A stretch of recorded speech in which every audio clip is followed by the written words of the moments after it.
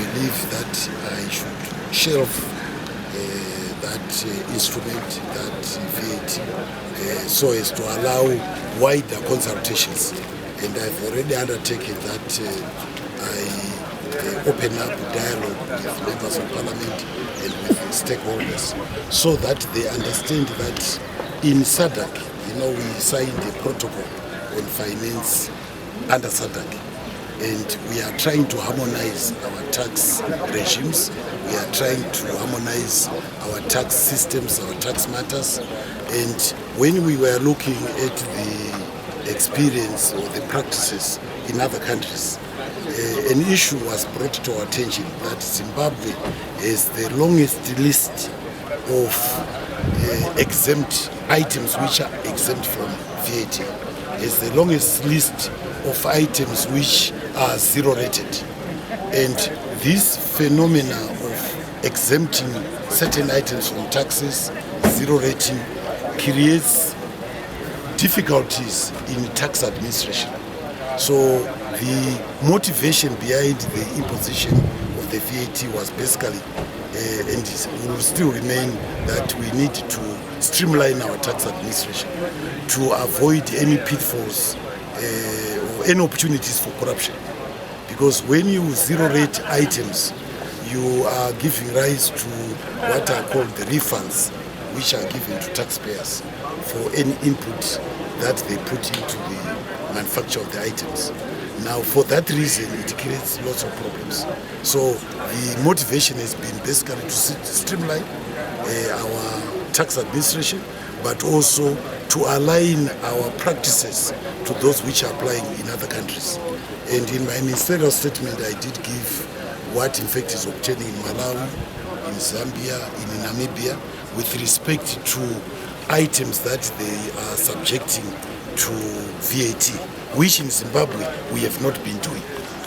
So essentially, for now, it's off the table. Minister, what do you say that Zimbabweans are the most taxed people in the world? I'm not sure about that. I'm not sure about that. That exercise has not been carried out. But I think I want the public to know you cannot meet service delivery unless you have revenue. And the complication in our situation is that our economy is now highly informalized, which creates difficulties in collecting revenue. And what that means is no revenue, no money on capital formation, no money on meeting government expenditure like wages and so on. So I have to look around for items which I consider can be taxed. And I always look at those items where there is large volume of trade. As you know, VAT is a transaction tax. Wherever there's a transaction, we charge VAT. So as a result, this is basically what was the motivation. But I want to say, don't make statements like that we are the most taxed unless you carry out comparisons. And I would want comparisons. The most ideal comparisons will be with our neighbors.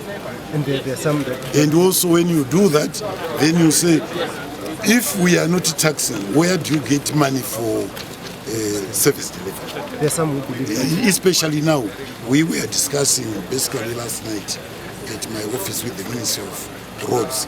Our road infrastructure is in a state of disaster.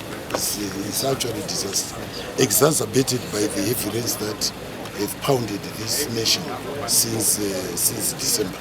Now, and what is going through my mind is, where am I going to get that money from? And if I'm honest to myself, it means I must raise more revenue or I must go and borrow. Ideally, I should be financing it from the budget.